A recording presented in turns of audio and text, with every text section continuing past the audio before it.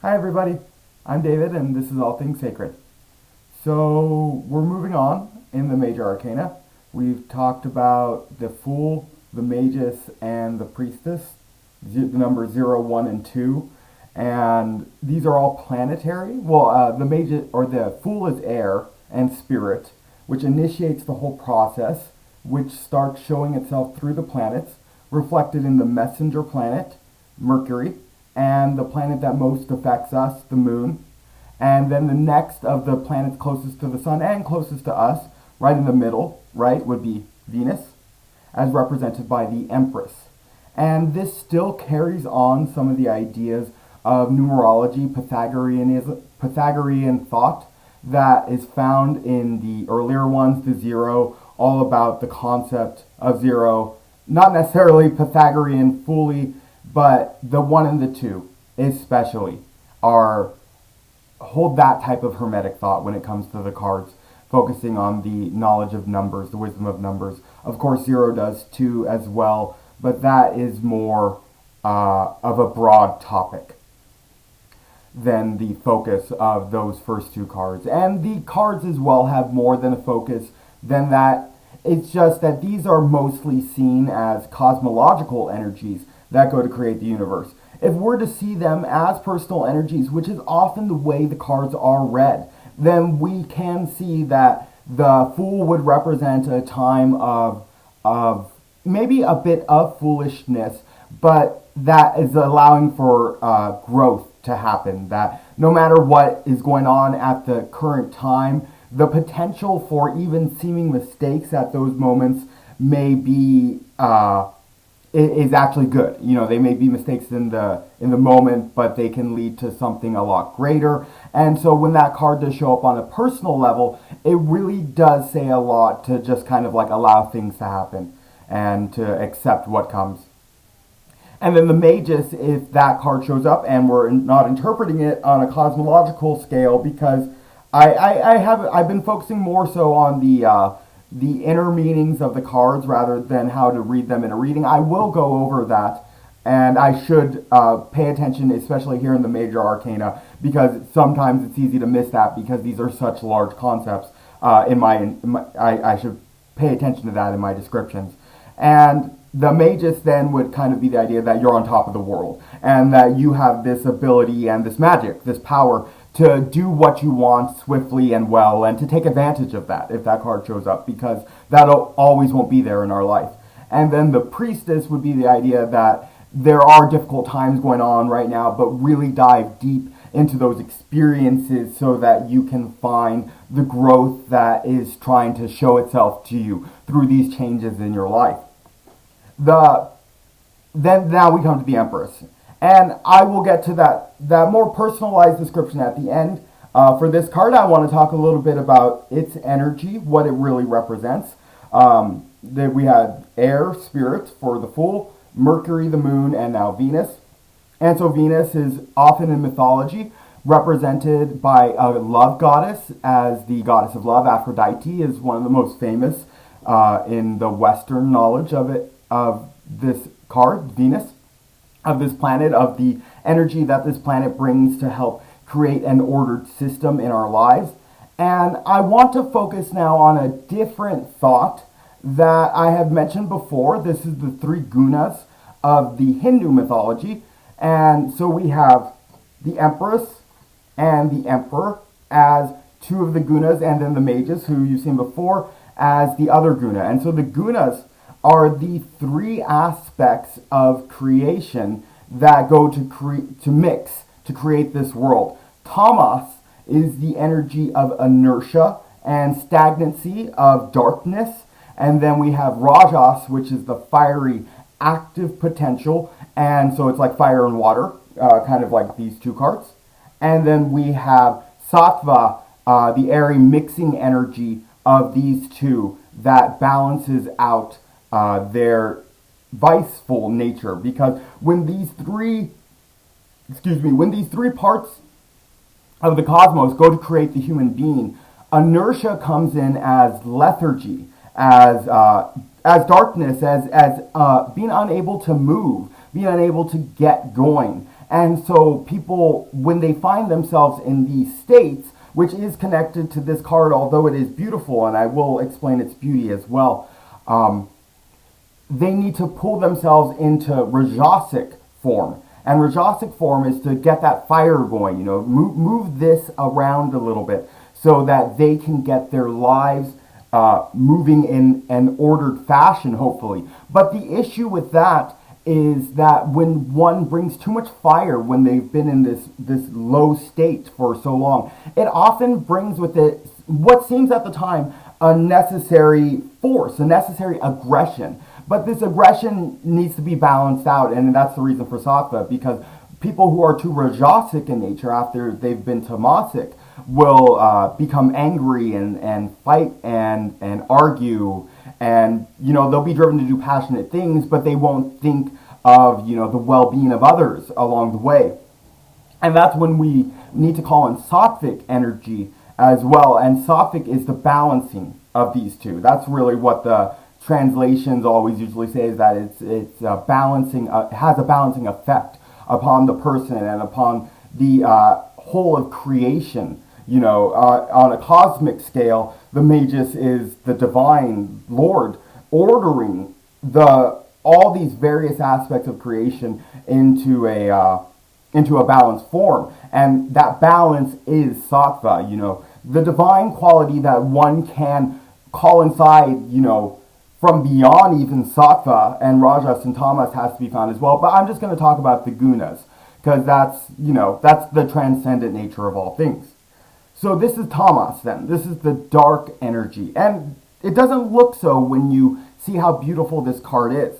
The reason why it brings in that inertia is because one can call upon, if we're going to see the personal side of this card, when one experiences the Empress, they're experiencing a very beautiful time in their life, where everything around them speaks of the synchronicity and the wonderment that creation has to offer. As we look at the priestess who just came before, but with the eyes of the Empress, if she's looking back, because she also looks at the Emperor too, as I've shown just moments before, she can see through the veils if she's looking in this direction.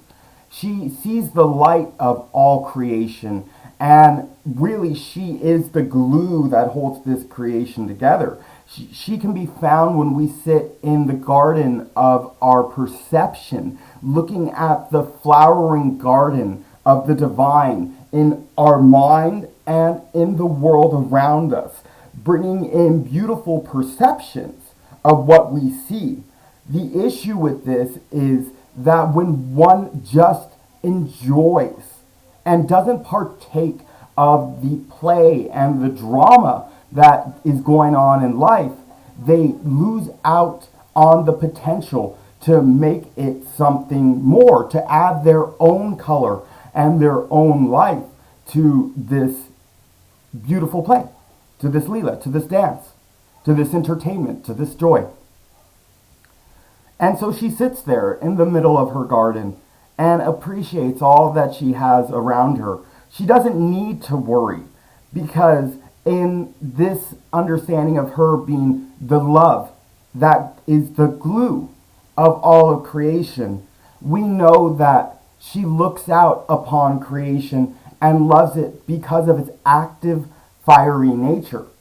We here move into the Emperor, who, I do want to say one more thing, because I did say there's a little bit of Pythagorean thought found in this card, and that is the idea of the number 3, which is the show of harmony in this world.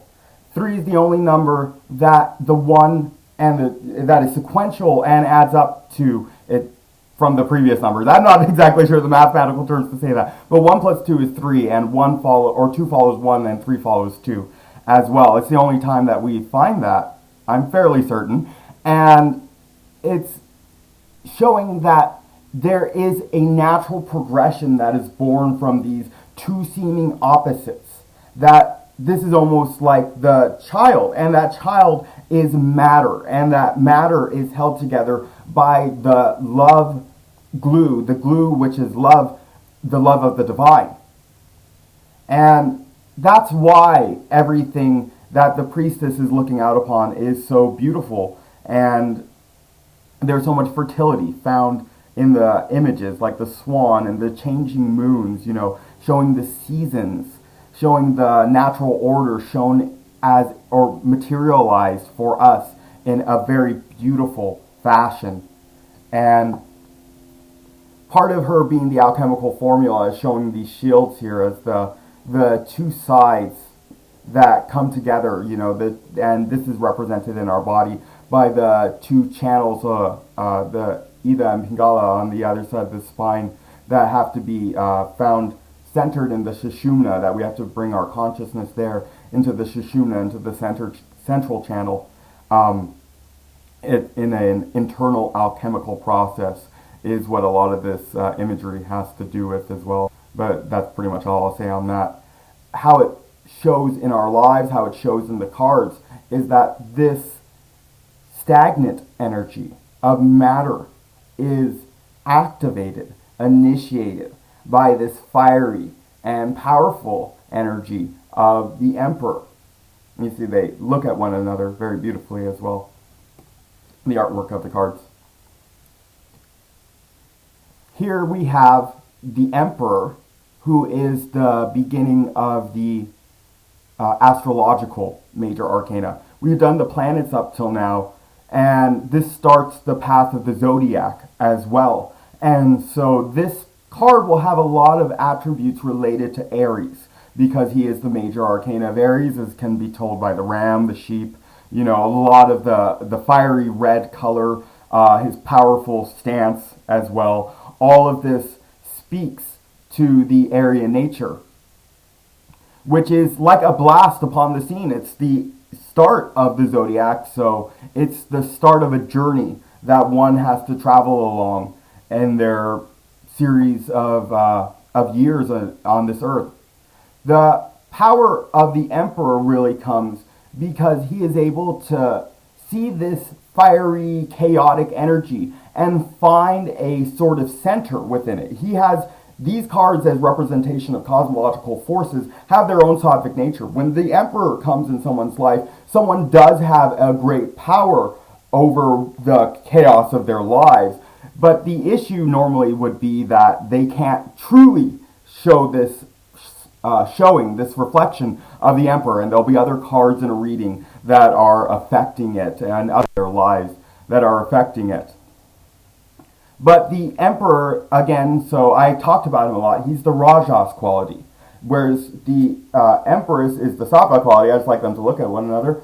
The Emperor is the Rajasic quality. So often when he appears, he'll show with a lot of that negative aggression as well, because his is to, take over. His is to reign. His name is the Emperor, and he is the power which rules. When he shows up in a reading, he will often not only represent a person who may be oppressive in their nature, not always necessarily. If someone is shining a truly balanced representation of this character, they will shine a guiding light that others see and want to be led by. But often, this person will show that they will want that quality. And so they will be trying to show that quality, which in turn often isn't the way to go about it. It's like trying to control that fire.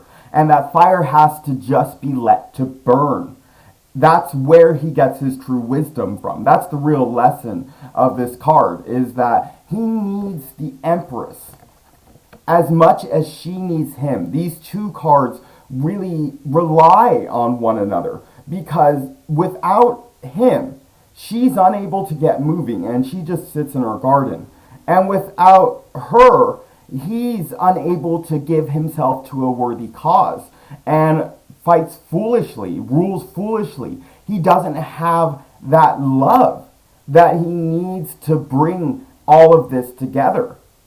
And so these two are very important to one another. It felt wrong having her gone with just him up here to talk about his qualities, because they subsist in one another.